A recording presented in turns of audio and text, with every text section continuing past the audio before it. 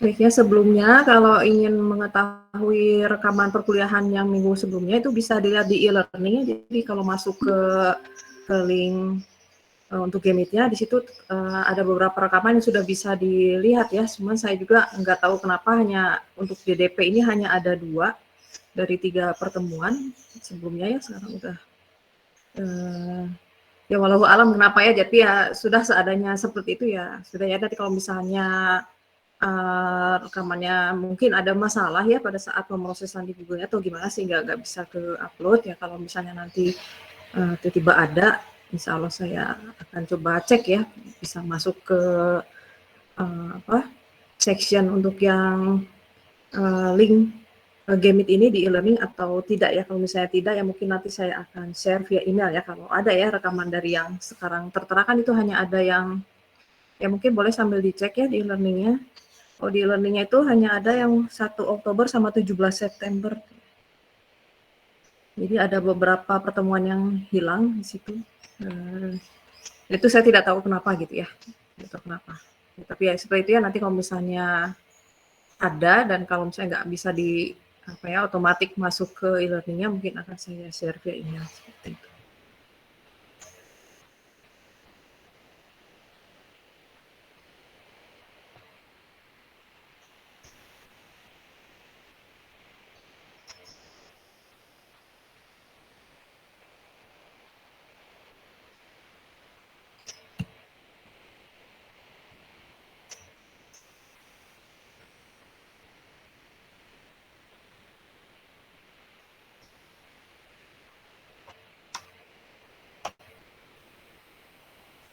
Oke, baik ya.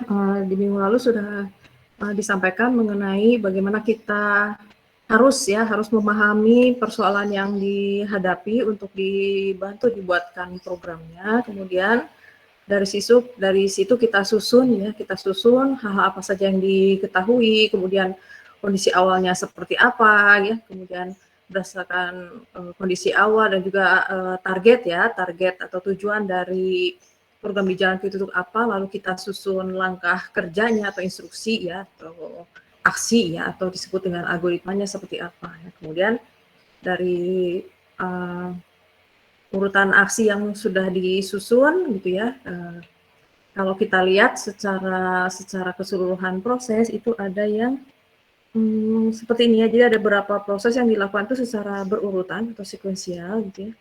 Ada yang suatu aksi itu akan dilakukan kalau mengikuti kondisi tertentu. Oke, mohon maaf saya menampilkan yang ini ya. Yang lalu kan tentang menghitung permen ya. Hitung permen. Tapi ya kurang lebih sama lah ya. Terus ada yang dilakukan secara berulang seperti itu ya.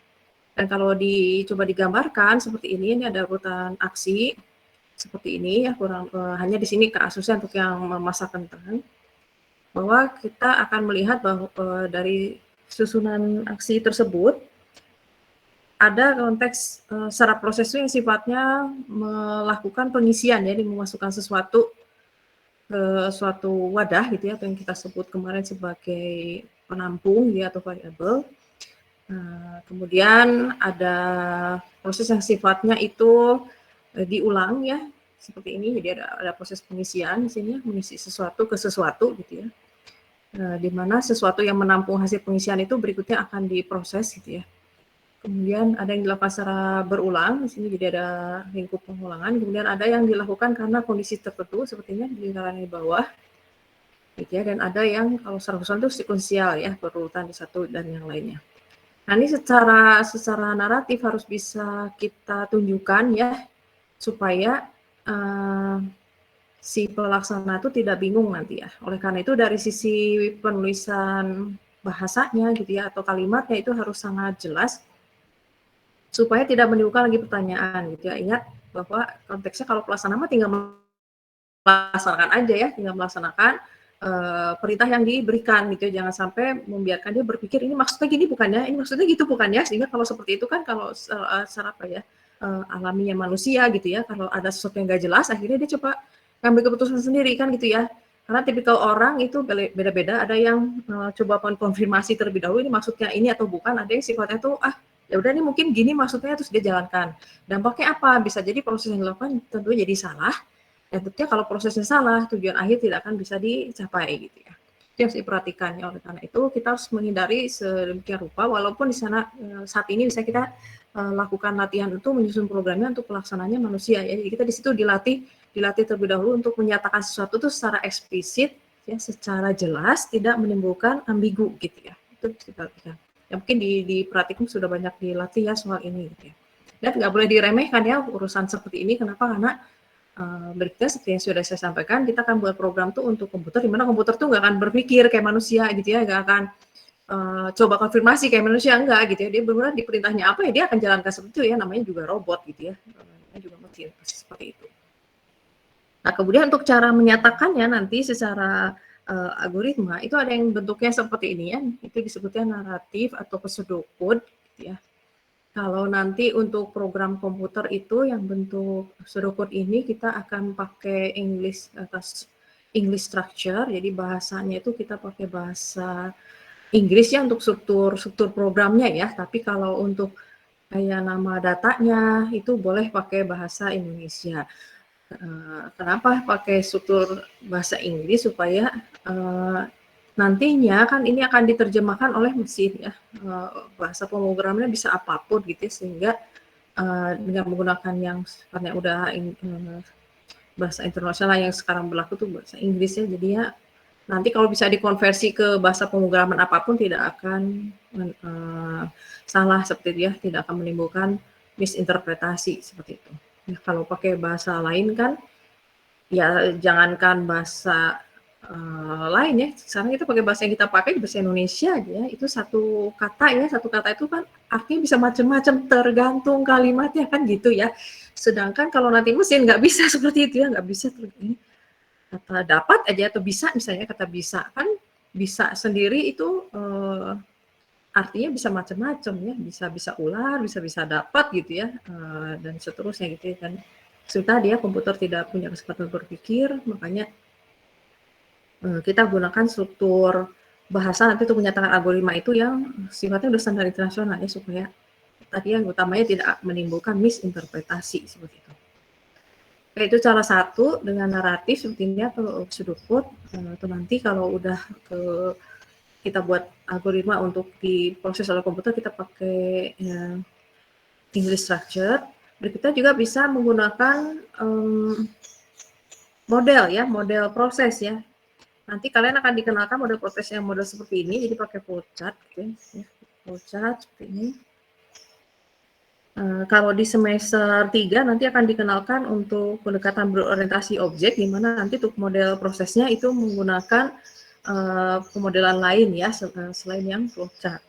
Ya tetap ya, tapi nanti kalaupun sudah masuk ke pemrograman berorientasi objek, itu nanti secara apa ya, level terendah dari hal yang dirancang itu tetap terstruktur, sehingga untuk level tertentu yang sudah detail seperti ini dan ada detail proses itu masih diperbolehkan menggunakan flowchart ya, walaupun tersedia notasi yang lain. Seperti ini ya, jadi ada contoh diagram yang sekarang akan dikenalkan ini ya, nanti bersiaplah untuk menghadapi modeling tools yang lainnya untuk menyatakan proses dari domain permasalahan yang kita hadapi, atau nanti istilahnya itu ada bisnis proses modeling gitu ya. Bisnis proses seperti apa kemudian dimodelkan. Ya, kenapa? Karena kalau dari cara naratif seperti ini seringkali ya tadi ya kemungkinan menimbulkan ambigunya tuh tinggi. Berbeda dengan kalau pakai model diagram seperti ini ya. Kalau diagram itu sudah pasti gitu ya. Oh ini yang menggambarkan urutan, oh ini yang menggambarkan pengulangan, tapi ya oh ini yang menggambarkan kondisi gitu. Sudah spesifik seperti itu. Jadi dengan mengikuti alur dengan sendirinya sudah bisa dipahami. Oh ini alur prosesnya itu seperti apa ya. Dan kita bisa identifikasi dari gambar tuh mana yang tadi ya sekuensial, mana yang berulang, mana yang terjadi karena kondisi tertentu. Ya tapi syaratnya harus paham modelnya juga ya. Nah, kalau flowchart itu udah apa ya, model yang paling umum digunakan dan apa ya, kalau secara usia itu dia udah paling tua gitu ya. Jadi mayoritas sih orang udah familiar ya dengan model ini. Ya. Syaratnya kita harus mencoba menggambarkan dengan benar gitu ya, penggunaan simbolnya benar, arah panahnya nggak boleh ketinggalan gitu ya. sehingga nanti orang lain itu akan mengikuti dengan benar juga gitu ya. Jadi nggak boleh sembarangan juga ya. Nah, itu hanya alternatif untuk menuliskan logic proses, jadi boleh secara naratif, boleh menggunakan diagram ya. Hanya kelebihannya tadi kalau menggunakan diagram karena sudah standar internasional, jadi lebih mudah diikuti gitu ya. Tapi syaratnya juga orang yang membaca gambarnya juga harus paham ya, harus paham cara menggunakan flowchart dan seterusnya. Ya, sedangkan kalau yang naratif kelebihannya itu ya, nggak terbatas maaf, nggak terbatas background atau latar belakang pendidikan seseorang. Sepanjang kalimatnya definitif gitu ya dan spesifik, ya itu akan bisa diikuti oleh siapapun. Jadi artinya masing-masing punya kelebihan dan keterbatasan. Mana yang dipilih ya terserah developer ya. Dan satu hal lagi yang mesti kita pertimbangkan bahwa ini kan nanti untuk dipahami oleh pelaksana ya. Jadi kita juga harus melihat ya, harus melihat kemampuan pelaksananya seperti apa, sehingga ketika kita berikan dokumentasi teknis itu, kita akan menyajikan sesuatu yang memang bisa dipahami oleh si pelaksana itu gitu ya. Itu yang harus diperhatikan ya. Kadang hal ini kurang diperhatikan sehingga kita ngelihatnya ke diri kita sendiri, kita aja bisa baca, masa orang lain enggak. Nah, kadang seperti itu, nah itu nggak boleh ya, nggak boleh seperti itu. Oke ya, kira-kira demikian. Kemudian masalah pemilihan mana yang lebih baik digunakan dari yang lain, itu situasional sekali ya, tergantung nanti pelaksananya itu seperti apa. Jadi boleh ya mau naratif, mau nanti pakai model terserah. Hanya kalau di DDP sekarang karena kita konteksnya adalah pembelajaran ya, jadi nanti dari dosen yang akan menentukan ya bahwa misalnya buat algoritmanya secara naratif gitu ya, pakai pseudocode, yaitu kalian harus ikuti. Ya ketika diminta pakai model ya diagram tadi pakai flowchart ya harus ikuti ya sampai bisa mahir ya. Nanti kalau kedepannya udah di project real ya itu baru terserah kalian gitu ya mau pakai yang mana untuk menyajikan. Tapi kalau di konteks pembelajaran ya ikuti aja sesuai yang diminta di soal. Oke ya, berikutnya kita akan masuk ke ini ya, pembelajaran mengenai semua struktur program ya, mulai dari yang sekuensial, termasuk di dalamnya untuk aspek pengisian ya, berikutnya nanti akan ke yang bentuk struktur proses yang lain ya, yaitu pengulangan, kondisional, dan seterusnya.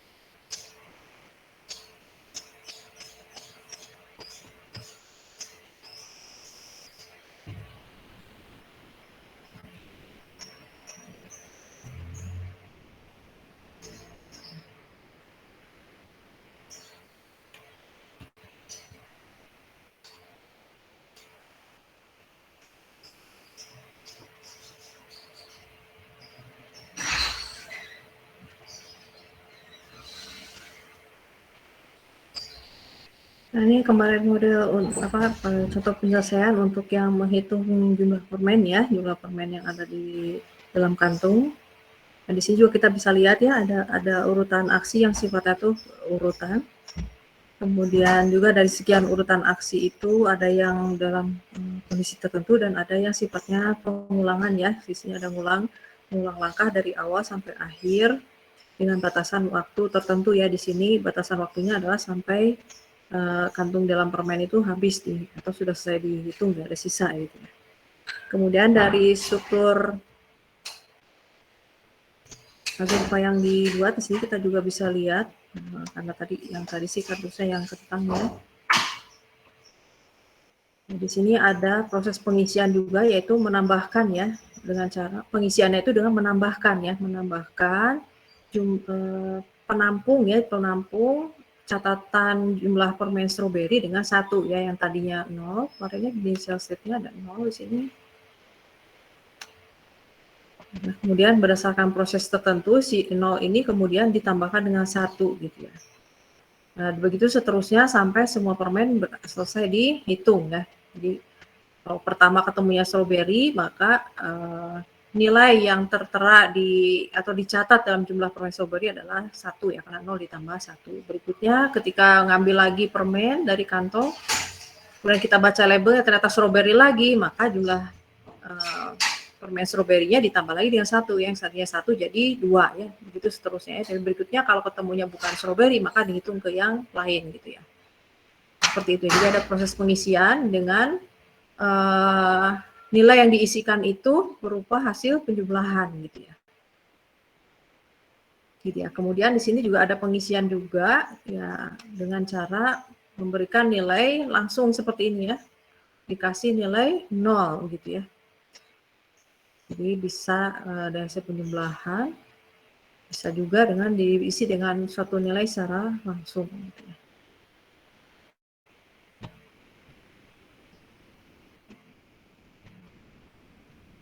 Nah, berdasarkan hal itu, kita akan bisa ketahui bahwa cara pengisian nilai ke dalam suatu penampung atau kita sebut dengan variabel, ya sudah dijelaskan.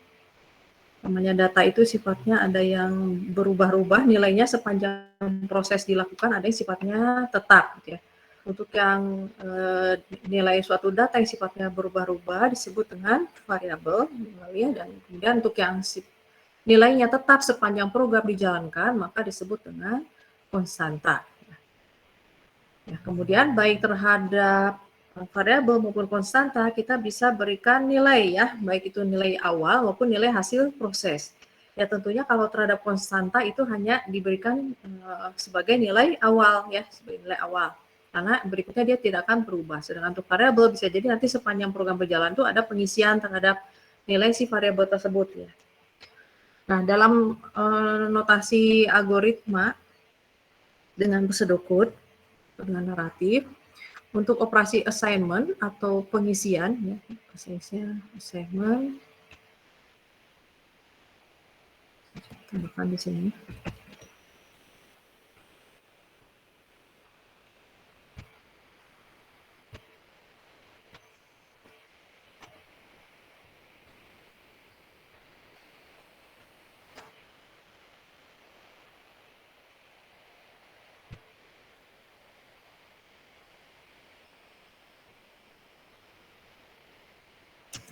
Di sini terhadap data ya, datanya bisa variabel, bisa konstanta.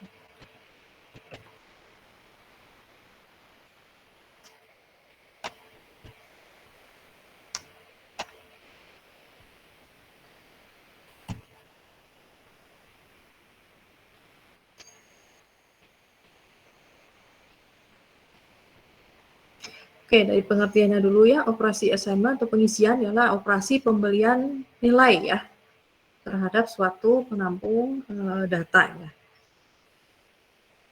Dan sintaks di dalam notasi algoritmanya itu menggunakan simbol seperti ini ya teman-teman, jangan sampai terbalik.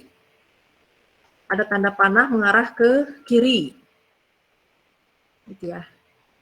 Ya, di mana nanti penampung nilai yang di sebelah kiri dari simbol assignment ini adalah variabel yang akan diberikan nilai atau penampung nilainya. Sedangkan yang disimpan atau ditempatkan di sebelah kanan dari tanda panah ini adalah nilai yang dimasukkan ke dalam variabel tersebut. Ya, jadi yang kiri adalah variabel penampung nilainya, yang di sebelah kanan tanda panah adalah nilai yang diberikan ke atau diisikan ke variabel tersebut.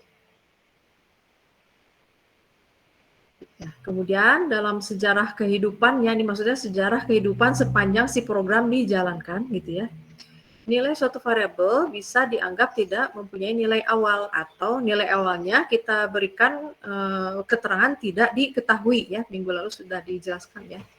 Jadi kondisi initial state atau nilai awal dari hal-hal yang berlaku di dalam suatu program gitu ya, baik itu berupa alat, bahan dan seterusnya, itu nilai awalnya bisa saja tidak diketahui gitu ya. Itu boleh ya. Kemudian dalam penulisan spesifikasi programnya sudah dicontohkan juga di minggu lalu, dituliskan dengan kata tidak diketahui ya, atau simbolnya itu boleh tidak diketahui itu diganti dengan tanda tanya. Silakan dicatat aja. Jadi nilai awal suatu variabel itu bisa diketahui, bisa tidak. Nah, jika tidak diketahui ya, tulis di initial state sebagai tidak diketahui ya, dengan teks tidak diketahui atau menggunakan simbol tanda tanya. Ya. Ya, tapi kalau nilai awalnya diketahui ya tulis ya secara spesifik nilai awalnya berapa. Kemudian sepanjang kehidupannya, maksudnya sepanjang kehidupan, sepanjang program tersebut dijalankan, variabel tersebut nilainya bisa berubah-ubah ya sesuai dengan keperluannya. Keperluan dimaksud di sini adalah sesuai dengan proses yang terjadi ya sepanjang program dijalankan. Ya. Nah, perubahan nilainya ada yang mengikuti pola tertentu, bisa ya. Misalnya kalian nanti diminta membuat program untuk menghitung ya atau melakukan summation atau istilahnya di apa ya, dicarikan jumlah totalnya gitu ya, diakumulasi gitu ya dengan mengikuti pola deret tertentu. Ya, sehingga seharusnya kita bisa mengetahui bahwa ini perubahan datanya itu ya kalau sesuai deret kan ya ada yang berubahnya itu 22 gitu ya.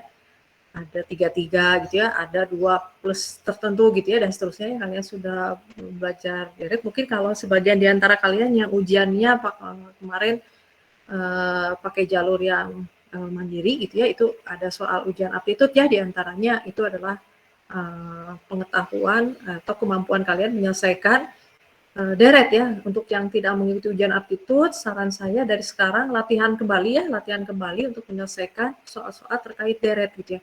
Kenapa itu melatih pola berpikir kita bahwa ya di dunia ini ada sesuatu itu yang terjadi itu dengan mengikuti pola tertentu ya, sehingga berdasarkan pola tersebut ke depannya kita bisa prediksi sesuatu. Ini nanti ke depannya ke arah pengolahan data mining ya dengan menggunakan metode machine learning.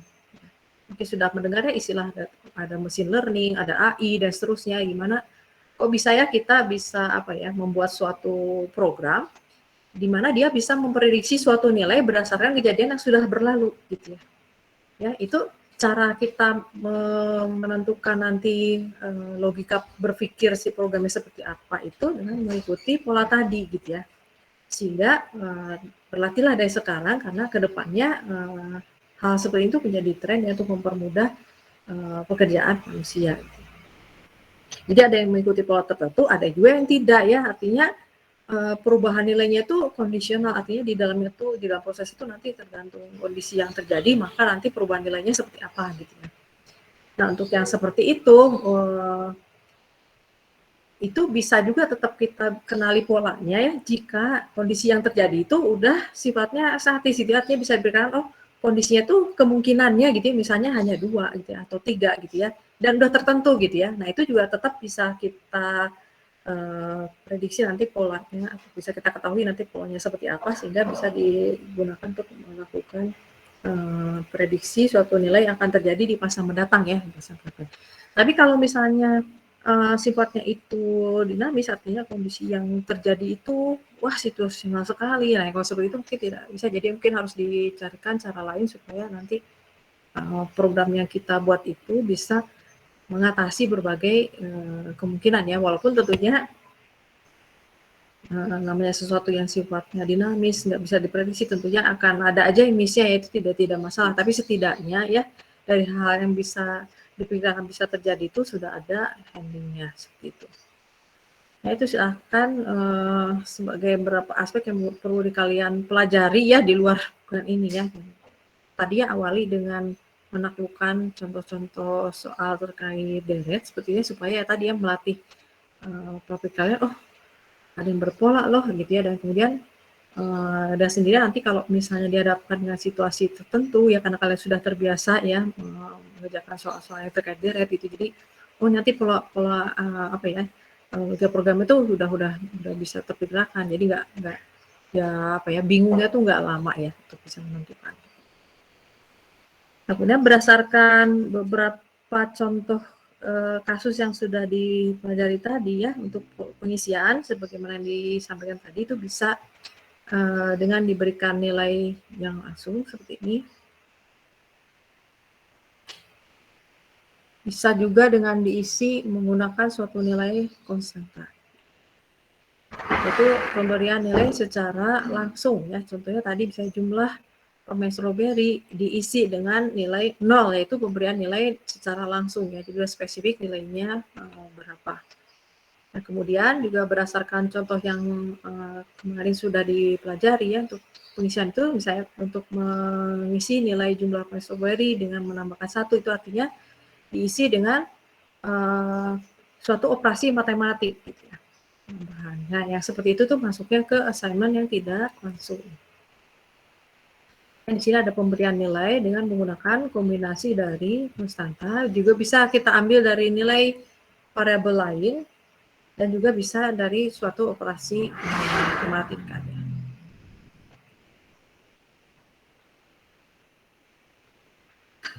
Ini berikut adalah contoh-contohnya. Ya, ini yang contoh assignment secara langsung sepertinya, jadi ada suatu variabel diisi dengan suatu nilai ya. Nah, tapi ada yang perlu diperhatikan di sini bahwa nilai yang diberikan itu harus sesuatu yang sifatnya bisa ditampung oleh variabel penampung. Ya, nah, kalau di konteks algoritma itu berkaitan dengan tipe data ya. Tipe data. Jadi kalau misalnya tipe datanya adalah numerik, maka dia hanya bisa diisi dengan nilai numerik juga gitu. Kalau dia tipe datanya adalah boolean yang kemarin ya, maka hanya bisa dengan nilai logik ya, true atau false. Kalau misalnya tipe data dari variabel penampungnya adalah alfanumerik ya, hanya bisa diberikan dengan nilai alfanumerik ya, baik itu merupakan karakter ya, satu buah karakter atau suatu kumpulan karakter ya, atau yang disebut dengan string. Berikutnya sih ada contoh pengisian secara tidak langsung. Itu tadi dari penjelasannya ada yang diberikan dengan nilai yang berasal dari variabel lain ya, atau berupa suatu operasi. Ini contohnya ya, ada sebuah variabel penampung yang diberi nilai dengan nilai yang diperoleh dari variabel yang lain seperti ini. Ya, dan yang harus diperhatikan bahwa nilainya itu harus sesuai dengan yang ditampungnya secara tipe. Ya. Jadi pastikan sini ya, kalau misalnya pengisiannya melalui nilai yang diperoleh dari variabel lain, pastikan keduanya memiliki tipe data yang sama. Ya, kalau tidak akan bisa masuk. Bisa seperti itu ya. Kemudian berikutnya adalah contoh yang pemberian nilainya dengan ya masih yang contoh tidak langsung, sama tidak langsung, tapi menggunakan hasil perhitungan tentu ya, contohnya seperti ini. Ya, seperti ini. Ya, dan supaya operasi pengisiannya bisa benar, artinya bisa tertampung oleh variabel yang menampungnya, maka harus diperhatikan adalah nilai ya, tadi secara nilai, mau dia pakai assignment langsung atau tidak langsung, kita perhatikan secara nilai yang diberikan atau yang dimasukkan ke variabel penampung itu harus sama tipenya dengan variabel penampungnya. Ini. Jadi kalau misalnya ini yang sebelah kiri ini kita definisikan sebagai tipe numerik, gitu ya. Sebagaimana penjelasan di bagian spesifikasi programnya seperti ini, tipe numerik, gitu ya. Nah, artinya secara nilai dimasukkan juga kita pastikan numerik seperti ini. Kalau ini udah pasti numerik, oke. Yang berikutnya ini yang kalau tidak langsung ya, misalnya pakai variabel lain. Kita cek ya di bagian spesifikasi programnya. Ini tercantum nggak ya si yang kanan ini? Kita cek, oh ada. Harus tercantum dulu ya, karena kita nggak bisa ya mengisi sesuatu tuh dengan yang tidak ada gitu ya. Itu ya intinya. Oleh karena itu pastikan ya yang diberikan itu sudah terdefinisi sebelumnya. So, ini sudah terdefinisi. Oke ya, pertama cek itu dulu sudah terdefinisi atau tidak. Berikutnya tipenya ya, tipenya. Kita lihat sini variabel penampungnya itu adalah numerik. Nah, lalu pastikan ya nilai dari variabel yang diberikan kepada si penampung ini juga numerik. Kita cek lagi ke bagian definisi. Oh, dia sudah numerik, berarti operasi pengisian ini atau operasi assignment ini bisa dilakukan atau istilahnya adalah sahih.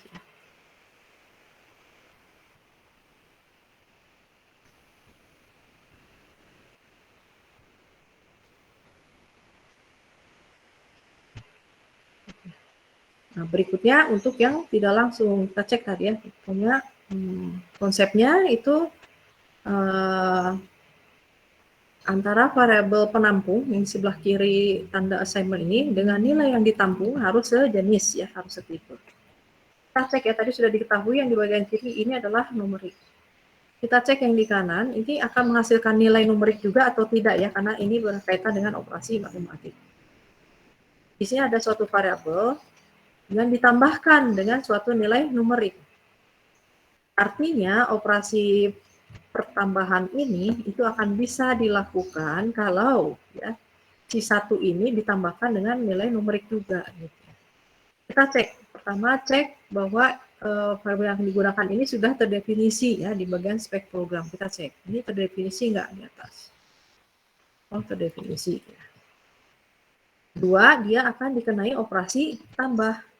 Artinya si ini tuh harus numerik. Kita cek, tipenya apa? Numerik. Berarti dari variabelnya sudah definisi dan ketika akan ditambahkan dia sudah dipastikan berupa numerik. Jadi kita cek ya, yang ditambahkan ke dirinya si variabel yang ini itu numerik juga atau tidak ya. Di sini pakai angka satu, berarti dia sudah pasti bisa dilakukan ya, karena operasi penjumlahan yang dilakukan itu antara suatu variabel bertipe numerik dengan nilai numerik gitu ya. Jadi ini secara operasi di kanan itu sudah sahih. Berikutnya kita lihat nilai yang dihasilkan dari penjumlahan ini akan dimasukkan ke si variabel penampung yang kiri. Jadi pastikan, oke, ini adalah operasi matematik dan sudah dipastikan tadi akan menghasilkan nilai numerik. Begitu kita cek yang menampungnya numerik juga atau tidak. Ya. Seperti tadi cek lagi ke bagian spesifikasi, oh sudah terdefinisi dan dia harus terdefinisi sebagai numerik juga supaya sama. Ya. Nah, berikut berarti kita juga bisa pastikan bahwa operasi ini adalah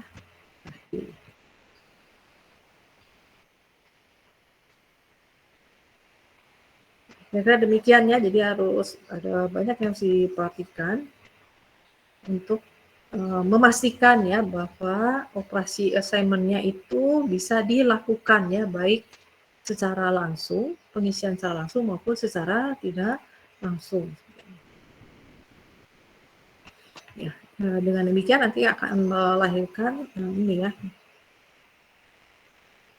ketentuan dari syarat sahihnya atau validitas suatu operasi assignment atau pengisian. Yaitu yang pertama, ya, sesuai yang tadi dijelaskan, tipe data dari nilai yang diberikan, artinya ada di sisi kanan operator assignment, itu harus dipastikan mempunyai tipe data yang sama ya, sesuai di sini atau sama dengan tipe data variabelnya.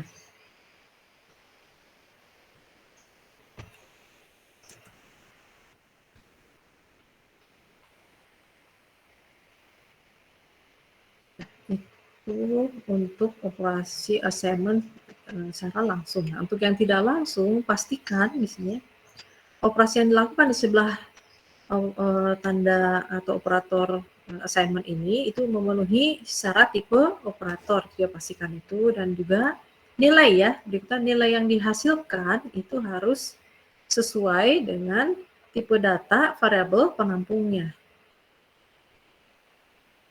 Sini tambahkan.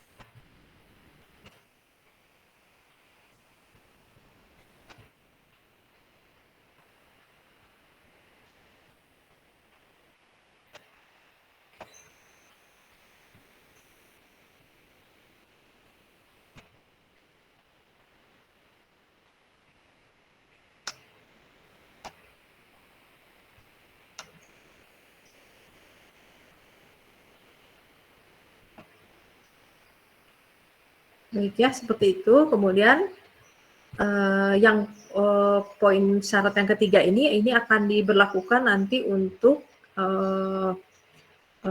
operasi assignment yang melibatkan variabel dengan tipe data non-primitif ya.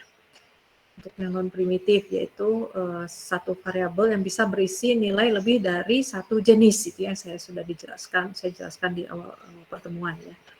Oke, yang ini nanti di skip dulu, tapi sekarang tetap jadi catatan nomor dulu, cuman untuk menggambarkan bagaimana bisa memenuhi syarat range ya, atau batasan nilai dari array atau himpunan data yang didefinisikan itu seperti apa, itu akan lebih jelas nanti setelah penjelasan mengenai tipe data yang non-primitif.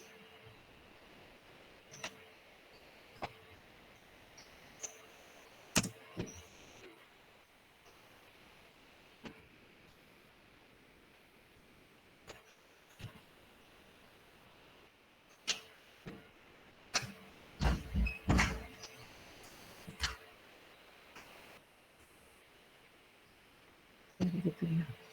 Ya, silakan kalian juga sambil mencatat ya, karena kalau nggak sambil mencatat itu biasanya gampang lupa lagi gitu ya. Jadi walaupun nanti akan ada rekapan dan seterusnya, tetap ya kalau kalian menyimak sambil mencatat itu ingatnya akan lebih lama ya dibanding dengan hanya menyimak aja gitu ya.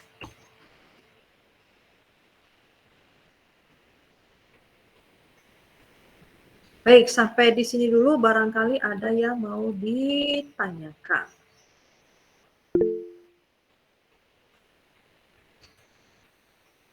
Silakan Hilman. Bismillahirrahmanirrahim. Assalamualaikum, Bu. Izin Waalaikumsalam bertanya, warahmatullahi Bu. wabarakatuh. Ya, silakan. Seperti yang tadi, Bu, yang variabel yang nilainya nggak diketahui, yang tandanya dipakai dengan tanda tanya, bisa dioperasikan operasi assignment, itu hasilnya bakal tanda tanya lagi atau bisa diketahui ya, Bu? Terima kasih, Bu. Baik. Ada lagi yang mau ditanyakan yang lain? Itu dulu ya. Kalau baik ya, akan saya jelaskan.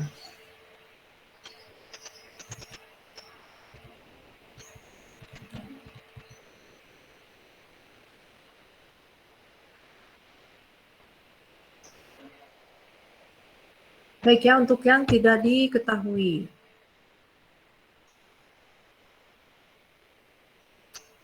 Nah, ini ya contohnya seperti ini ya, Hilman. Ya, misalnya untuk variabel si wajan ini nilai awalnya tidak diketahui ya, jadi pakai simbol tanda tanya seperti ini, atau boleh tadi saya sebutkan ditulis tidak diketahui begitu ya. Kemudian apakah bisa dioperasikan berikutnya begitu ya. Ya. Jadi kalau misalnya untuk yang model seperti ini, bukan model ya, untuk yang kondisi seperti ini, kalau misalnya dia operasikan langsung misalnya di sini ya. Misalnya ya, ada ya dari kondisi dia tidak diketahui ya, lalu ada operasi assignment tidak langsung seperti itu. Saya lebih pakai kecilin dulu.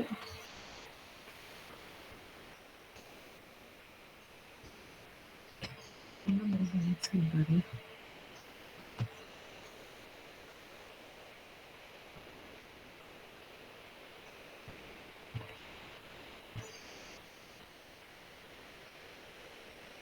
Udah masih cukup jelas ya, kalau kurang jelas tampilannya disampaikan aja. Oke, abaikan yang atasnya dulu. Jadi misalnya kita pakai assignment tidak langsung ya, bisa di sini wajan.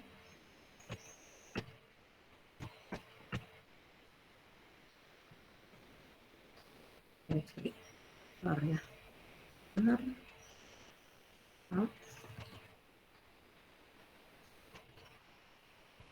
Ini. Nah, saya seperti ini ya. Nilai awal untuk var A adalah 1 ya, karena dia dan ini pemberian nilai awal ini sahih karena var A itu sudah didefinisikan sebagai numerik ya, sehingga ketika dia diberi nilai awal 1, maka initial state-nya ini sahih ya. Nah, berikutnya nilai si var A ini akan kita ubah ya. kita ubah dengan nilai yang diberikan pada operasi yang ada di kanan operator seperti ini ya. Di variabel A, var A ya, nama variabelnya var underscore A, itu akan diberikan nilai dengan operasi assignment tidak langsung yang berasal dari penjumlahan ya antara variabel wajan ini ditambah dengan 1 gitu ya. Tambah 1. Nah, sekarang kita lihat ya, seperti tadi ya. Pertama kita cek apa si variabelnya ya, sudah ada di spesifikasi program atau tidak, kita cek ada. Kemudian variabel ini akan ditambah ya. Ada operasi matematik, berarti harus kita pastikan bahwa variabel ini tipenya adalah numerik. Kita cek lagi ke spesifikasi program, oh ya udah benar numerik, berarti ini bisa dilakukan. Berikutnya dia ditambah dengan apa gitu ya, ditambah dengan apa, oh sudah dengan nilai numerik, artinya secara penulisan operasi dia udah betul ya, udah sahih. Tapi kita lihat berikutnya adalah secara nilai ya, nilainya sahih atau tidak ya, atau bisa dimasukkan atau enggak ke variabel penampungnya. Sekarang kita lihat wajan nilainya apa, ya awalnya tidak tahu ya, tidak tahu berapa, kemudian dia akan ditambahkan dengan 1. Apakah operasi ini akan menghasilkan nilai? Ya pasti menghasilkan nilai ya, karena secara tadi ya sudah dicek untuk penggunaan datanya sudah benar gitu ya. Hanya nilainya karena hasilnya dia tidak diketahui lalu ditambahkan dengan 1, maka ketika ditanya berarti berapa nilai yang dimasukkan ke variabel ke var A ini, maka jawabannya akan tidak diketahui juga gitu. Ya, jadi kalau misalnya ya kalian nanti ditanya berapa nilai yang dihasilkan ya, atau misalnya ditanya berapa final state ya untuk var underscore A dari operasi ini, dari aksi ini. Maka jawabannya ini nanti untuk final state-nya var underscore A itu akan berisi nilai tidak diketahui. Gitu ya, seperti ini. Demikian, Firman, apakah bisa dipahami? Jadi ada nilainya, tapi nilainya berapa kita nggak tahu gitu. Bu, alhamdulillah sedikit paham. Terima kasih, Bu. Dan masalahnya seperti ini sama-sama. Kalau misalnya var A itu kemudian digunakan lagi di proses-proses berikutnya, maka seperti tadi ya, nilai akhirnya ketika ditanya, berarti ini berapa nilainya? Selalu jawabannya tidak akan diketahui, tidak akan diketahui. Tapi ada nilainya, cuma berapanya kita nggak tahu berapa gitu. Baik, Bu. Terima kasih, Bu. Ya, sama. Itu. Kemudian ini yang model seperti ini akan menjadi masalah ketika ya nilai yang tidak diketahui tersebut menjadi syarat suatu perulangan misalnya. Kan di contoh yang lalu misalnya ulangi langkah 1 sampai 5 misalnya kemarin ya sampai permennya itu habis gitu ya. Nah, kalau jumlah permennya kalau habis itu sebenarnya kalau habis sih bisa diketahui ya, habis itu kan artinya 0 ya, karena kalau namanya habis itu nggak pernah minus, karena nilainya di dunia nyata gitu ya. Kalau ada istilah habis itu pasti identiknya dengan 0, nggak pernah yang lain kan ya.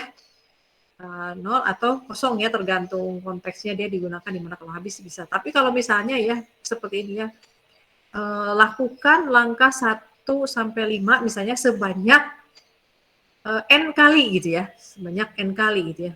Nah, kalau nilai n-nya tidak diketahui gitu ya, maka itu kalau ditanya ini proses ini akan diulang sampai berapa kali, jawabnya nggak tahu gitu, karena sampai n kali, sedangkan nilai n-nya itu tidak diketahui gitu ya. Nah, kalau ini diberlakukan ke mesin ya, ataupun orang sekalipun, misalnya Anda disuruh ayo lari keliling lapangan gitu ya. Kalau di Bandung pasti tahu gazebo ya, si gazebo Saparua bisa disuruh lari ya keliling lapangan. Tapi sampai kapannya tuh tidak diketahui gitu ya. Apa yang terjadi? Ya dia akan lari terus gitu ya, lari terus gak berhenti-berhenti, dan mungkin kalau orang dia akan dibatasi dengan umur dan kekuatan dia ya, akhirnya dia pingsan baru bisa berhenti kan kayak gitu ya. Kalau mesin tuh mungkin sampai ngebul, sampai keluar percikan api, bahkan mungkin meledak ya, baru dia berhenti gitu, karena diulangnya tidak diketahui ya. Itu yang kejadian ekstrim yang terjadi di nyata seperti itu ya. Oleh karena itu hati-hati dengan nilai yang tidak diketahui ya, ketika nilai tersebut kemudian dijadikan batasan suatu proses. Karena bahaya ya, karena semua benda di muka bumi ini pasti ada batasan kekuatan untuk melakukan prosesnya gitu ya. Dan sampai kapannya tentunya juga tidak bisa diketahui ya, atau nanti dia mati gitu. Ya, tapi kalau dari sisi penulisan naskah program seperti ini kan, kalau misalnya tadi diulangi sampai tidak diketahui, ya itu kapan berlakunya, apa ya, sampai kapan dia berhenti, kita pasti jawabnya juga nggak tahu sampai kapan gitu ya. Tapi kalau definitif misalnya lakukan lari keliling lapangan gazebo sampai mati, misalnya kayak gitu ya, ekstrimnya kayak gitu ya. Artinya kan itu berhentinya kapan bisa diketahui ya, sampai si pelakunya mati gitu ya. Atau kita mengisukan ke mesin gitu ya, dia akan diset melakukan suatu proses terus-menerus sampai mesinnya diketahui mengepulkan asap misalnya seperti ya. Maka sepanjang tuh mesin nggak ngepulin asap, maka prosesnya akan terus dijalankan. Tapi itu termasuk kondisi yang diketahui, bukan yang tidak diketahui. Begitu ya. Ya tentunya dalam kehidupan nyata kita tidak mengharapkan sesuatu itu tidak jelas ya, tidak jelas, dan akhirnya jadi menyesal kemudian. Kenapa? Berdasarkan ketidakjelasan akhirnya menyesal kemudian. Contohnya tadi ya, kita ngebiarin orang lari gitu ya, tahu-tahu dia mati gitu ya. Sedangkan si orangnya tuh naif ya, dia hanya ngikutin perintah aja ya gitu ya, atau mati. Atau kita udah beli mesin mahal-mahal harganya, lalu kita jalankan ya tanpa kita tetapkan ya batas waktu pelaksanaan prosesnya sampai kapan. Ya tak tahu kan rusak gitu ya, akhirnya nyesel ya, seperti itu biasanya. Itu dampaknya. Karena itu sebaiknya segala sesuatu itu harus definitif. Ya, tapi mengapa kalau di perusahaan algoritma kok memungkinkan dapur ya tadi ya, seperti yang sudah saya jelaskan di minggu lalu, itu untuk menyikapi prosesnya ya, proses berikutnya yang harus dilakukan seperti apa gitu ya, antara nilai awal yang diketahui dengan tidak diketahui, itu kan akan berpengaruh ke penetapan prosesnya nanti akan seperti apa gitu ya. Tapi ya ketika melakukan penetapan proses atau penetapan algoritma ya harus sebijaksana mungkin ya, nggak boleh merugikan gitu, nggak boleh salah, nggak boleh merugikan, kira-kira begitu ya. Ya silakan, barangkali ada yang mau ditanyakan lagi.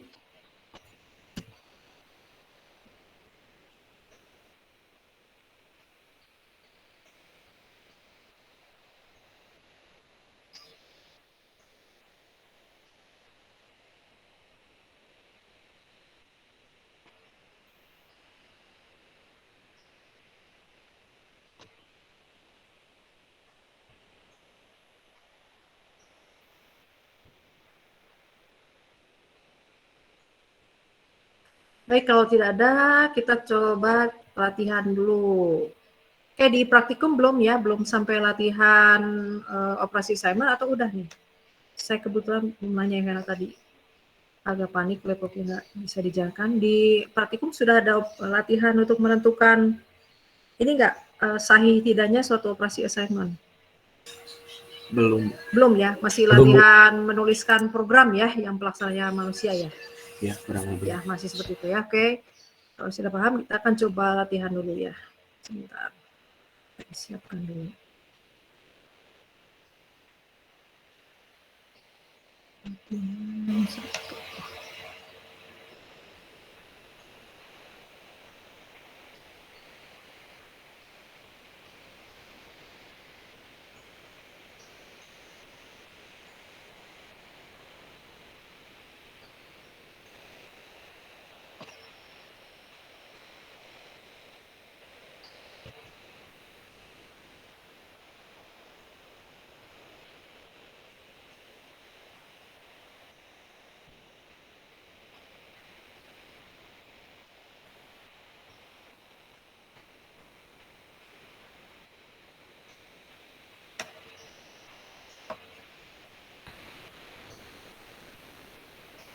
Yes.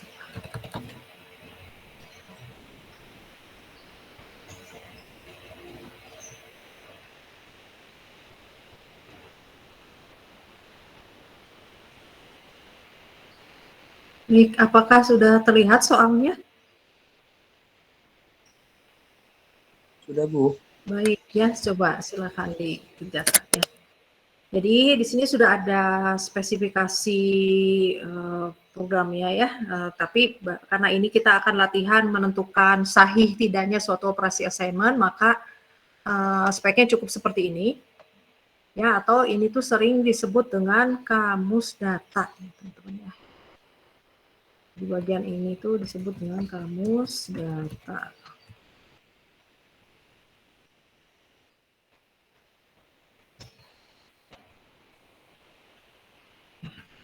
Sini kita akan menggunakan beberapa variabel, yaitu di sini ada A, kemudian ada variabel B. Oke ya, ini juga karena latihan sahih tidak, jadi karena dan tidak ditujukan untuk penyelesaian studi kasus tertentu, maka saya gunakan nama variabelnya satu huruf dulu ya. Ya, yang lalu kan kalau saya sudah sampaikan kalau nama variabel itu tidak boleh satu huruf kecuali untuk pencacah ya, kecuali untuk pencacah. Tapi kali ini karena tujuannya untuk latihan sahih tidaknya operasi assignment dan tadi ya tidak ditujukan untuk penyelesaian kasus tertentu, jadi saya simbolkan dengan satu huruf seperti ini ya. Maaf ya, bukan untuk itu ya, seperti itu, jadi mohon pengertiannya. Di sini ada 5 buah variabel, atau ada variabel A, B, C, D, dan E ya. Di mana A itu adalah variabel tunggal ya sebenarnya di sini, boleh primitif atau tunggal atau atom ya, ada istilahnya ada macam-macam. Saya pakai istilah yang tunggal, artinya kita karena belum pakai yang kombinasi ya. Di sini jenisnya atau tipenya adalah alfanumerik. Ini A itu adalah alfanumerik. Nah, kemudian ada B, C, dan D. Dia tipenya adalah numerik, tapi sudah spesifik integer. Artinya kalau integer itu adalah apa kemarin? Bila numerik yang gimana kalau integer itu? Bulat ya.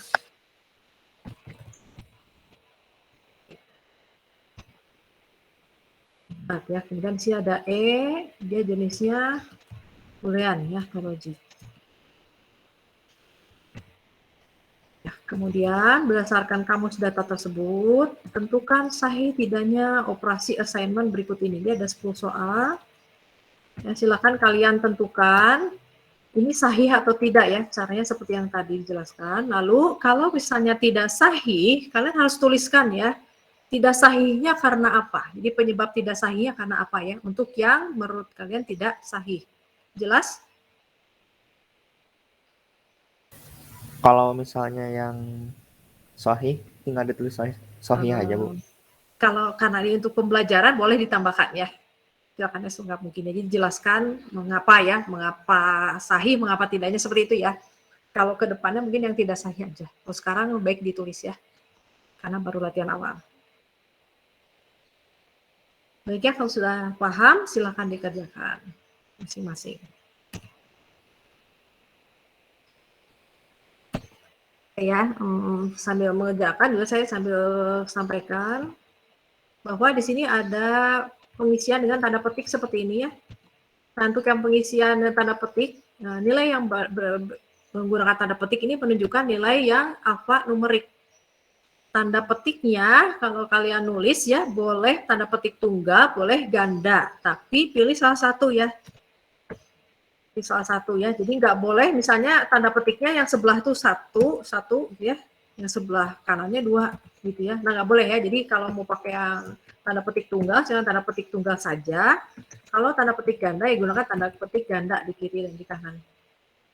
Ya, jadi ini tuh menunjukkan nilai yang alfanumerik ya, supaya dibedakan dengan nilai yang numerik. Ya, baik yang bentuknya karakter seperti ini, atau yang bentuknya kumpulan karakter ya, misalnya JPK seperti ini. Ini kumpulan karakter, boleh ditulis dengan JPK seperti ini. Ya, jadi kalau ada nilai yang diapit dengan tanda petik, itu artinya dia nilainya nilai alfanumerik. Berikutnya untuk pernyataan nilai yang boolean ya. Kalau yang boolean itu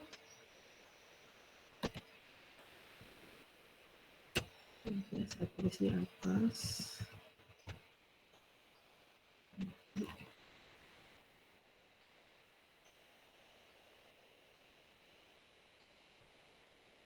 Ya, kalau untuk yang boolean itu penulisannya seperti ini ya.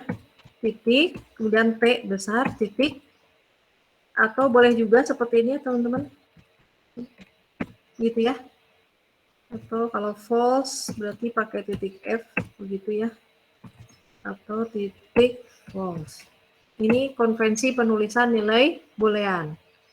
Nah, dalam satu program kalian pilih salah satu aja ya stylenya, mau yang ini pakai huruf besar diapit tanda titik P atau huruf besar F diapit tanda titik seperti ini, atau lebih suka pakai yang tulisan true atau false. Itu konvensinya ya teman-teman. Jadi jangan lupa tanda titiknya. Kenapa? Kalau nggak pakai tanda titik itu akan dianggap variabel biasa. Seperti itu. Semoga jelas ya.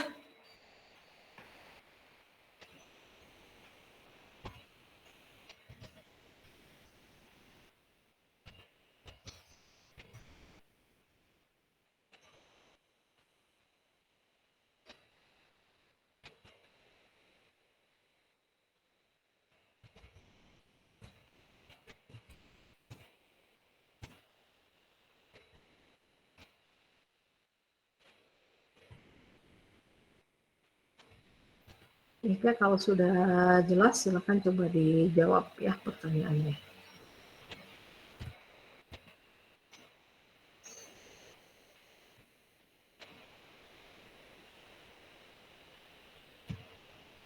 Mohon maaf dulu. Ya. Nomor 10 nggak kelihatan. Ya, nomor 10, B diisi A ditambah C. Berarti ini maksudnya nilainya kan ya Bu ya? Iya. Baik.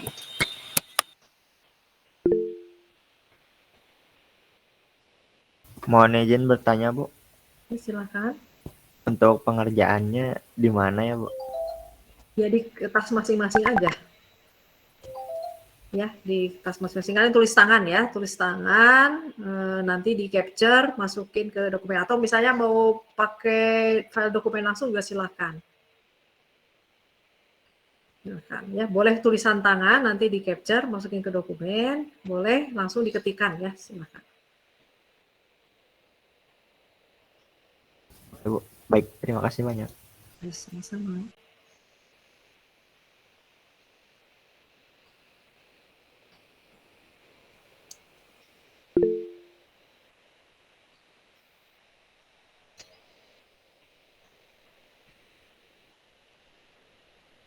Ya, silakan Ahmadiyah. Tadi agak patah-patah Bu. Jadi ingin nanya Bu, Mm-mm. tulis sahih dan tidak sahih aja atau tambah yang lainnya juga tadi ada apa gitu? Oh, ditambahkan keterangan. Jadi kalau misalnya tidak sahih, tidak sahihnya kenapa? Apa yang menyebabkan operasi assignment tersebut tidak sahih? Oh itu aja Bu. Iya. Ya makasih Bu. Ya, untuk yang sahih karena ini lagi belajar, silakan kalian tuliskan juga ya, mengapa dianggap memenuhi syarat sahih.